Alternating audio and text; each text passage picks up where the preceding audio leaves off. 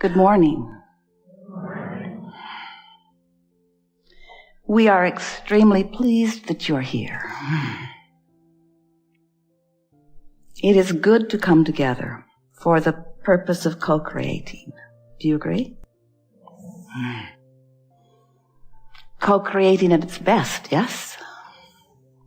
You're knowing what you're wanting?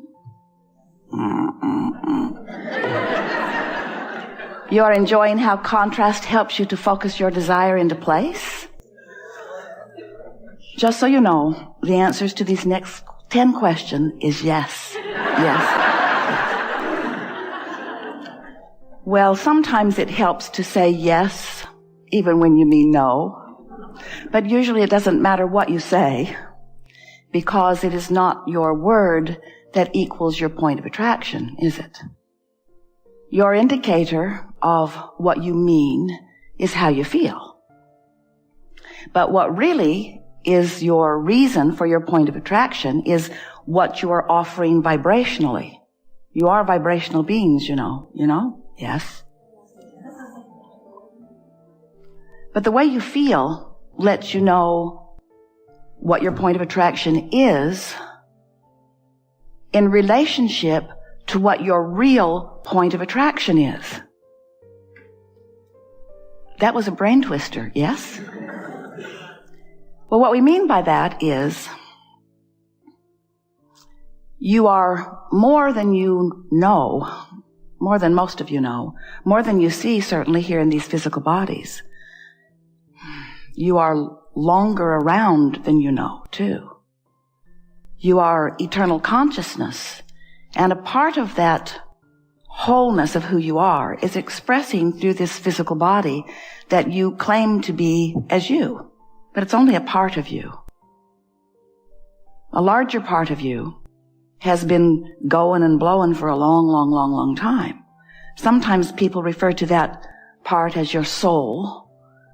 Some make reference to God, and that's part of what that is too.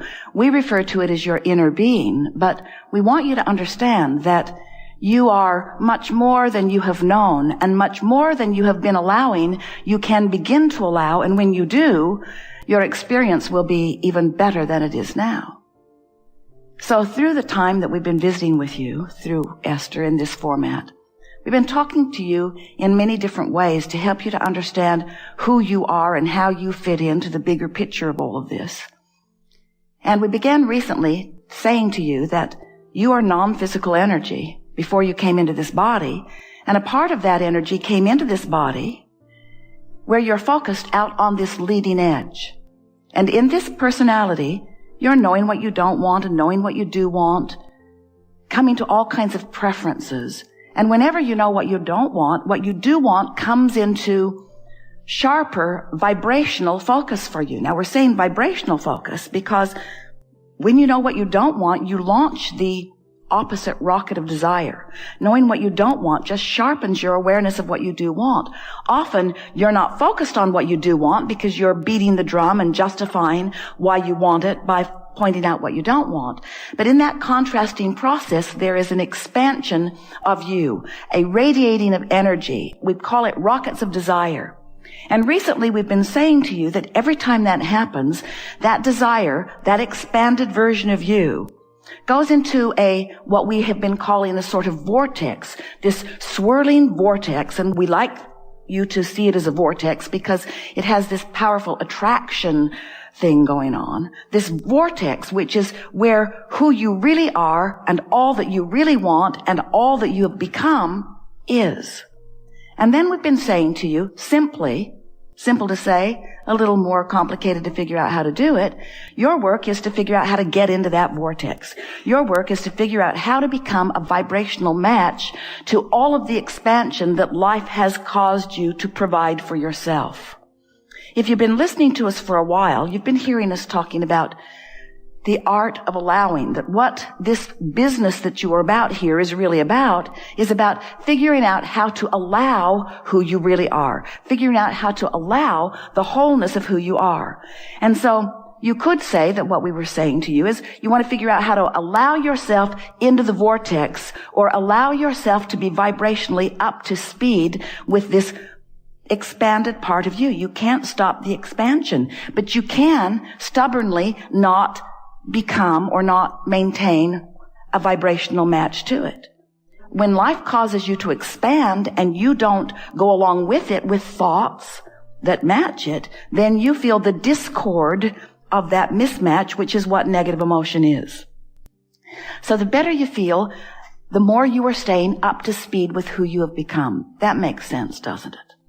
So recently, we're talking to you about your vibrational basis. Now, if you've been with us for a while, and some of you have, you remember way back in the beginning, we were explaining it to you in very simple terms. When you want something and believe it, it is. No split energy, right? You want it. You don't doubt it. So you're not splitting it. You want it. You believe it. It is.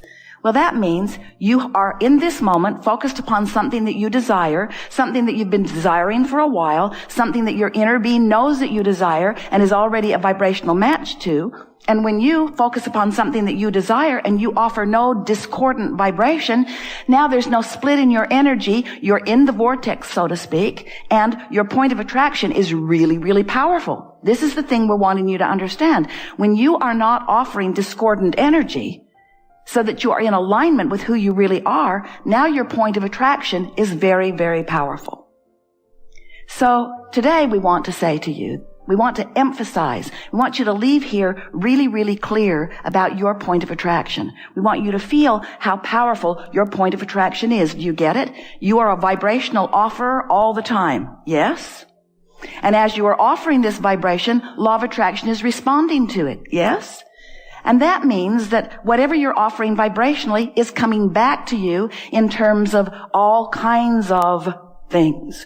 Thoughts first, manifestations next, the rendezvous that you have, the people, places, things, everything that is coming to you is coming in response to your point of attraction.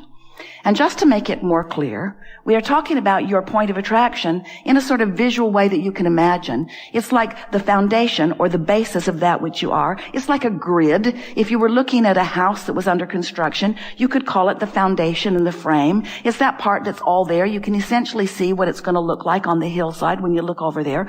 No walls yet. It hasn't filled in with the details. Well, you've got this vibrational grid going on all the time that is the basis of that which is coming.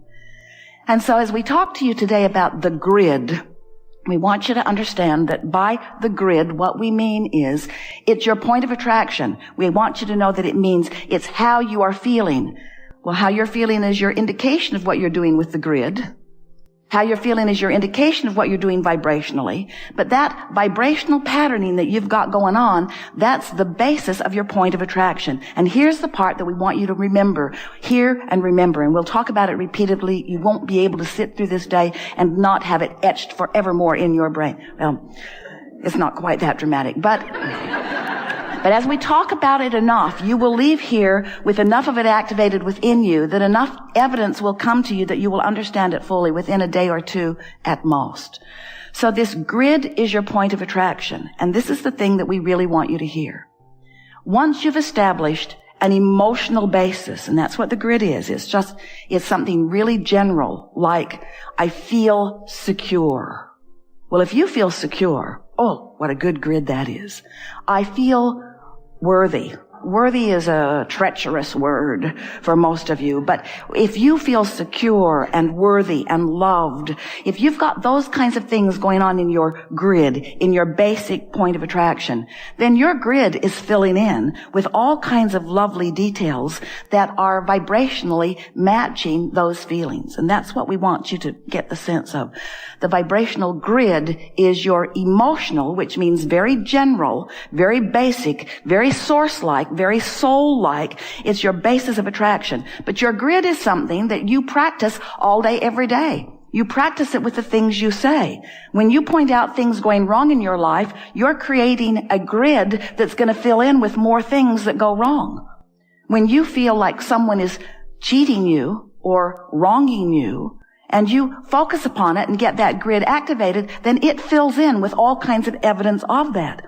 And the thing that is so interesting is that you'll observe something unwanted, and as you focus upon it, you create the next grid for the next 17 seconds, which equals the next point of attraction. Some years ago, we were saying to you in those very early days when we were talking to you about if you want it and you believe it, then it is.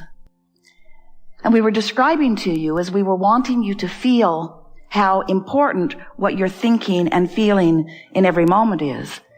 When you get focused upon something unwanted, it's like you're spewing this red inky mist out there. Sort of. And if you just stop talking now, meditate, take a nap, listen to music, do something that stops the spewing, it would dissipate. The wind would blow it away. And your point of attraction would improve immediately. But if you keep spewing it, then it keeps being there. It keeps being your point of attraction. And so that's a good mental image, isn't it? We want you to realize that every 17 seconds, and we don't want you to put a timer on yourself. Esther tried it the other day and it doesn't work well at all. We don't want you to put a timer on yourself, but we want you to be aware of how brief a time it takes to find something that feels good, something really general, and focus upon it just for a little bit to establish a point of attraction that will fill in. So let's say you find a thought that feels good, and choose those that feel good easily. Don't work on this. Don't be valiant. Don't dig into this. Just try to find something light that feels good.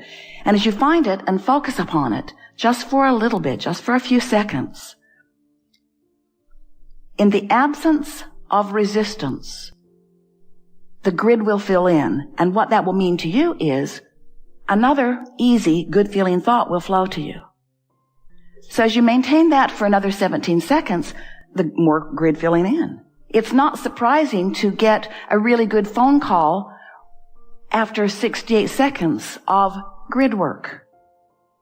In other words, it doesn't take much before manifestations that are noteworthy begin happening.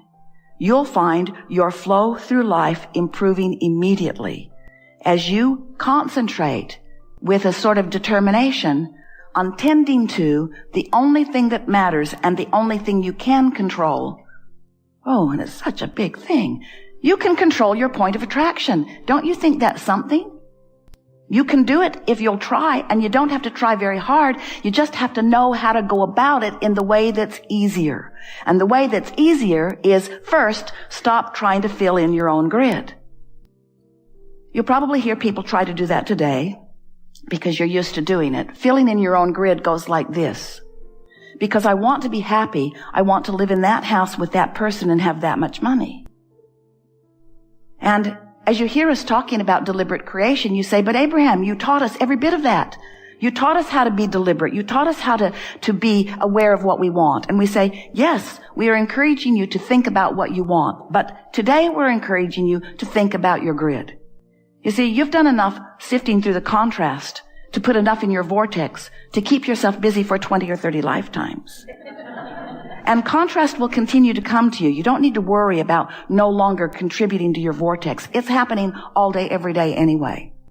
We want you, for just a little while, to focus on one thing and one thing only. What am I doing vibrationally? What's my point of attraction? What's my grid? And the next thing we want you to focus upon is, I'm not going to try to fill it in. I'm not going to try to fill it in.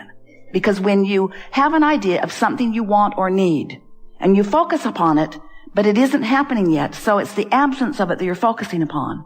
Now you establish a grid that includes the absence of what you want, rather than the presence of what you want. Do you see how that works? People are doing it all the time. They want more money, so they think about more money, and they think about all the things they want to do with more money, so they create this big old hunkin' grid of the absence of the things that they want, and then they say, I've been doing this work for a long time, Abraham. Why is it not working out well for me? It's exactly what they say. And we say, because you've missed some of the finer points. And the finer points are, you have to be aware of what you're doing with your point of attraction, and it's much easier than all of us have been making it out to be. So you're following?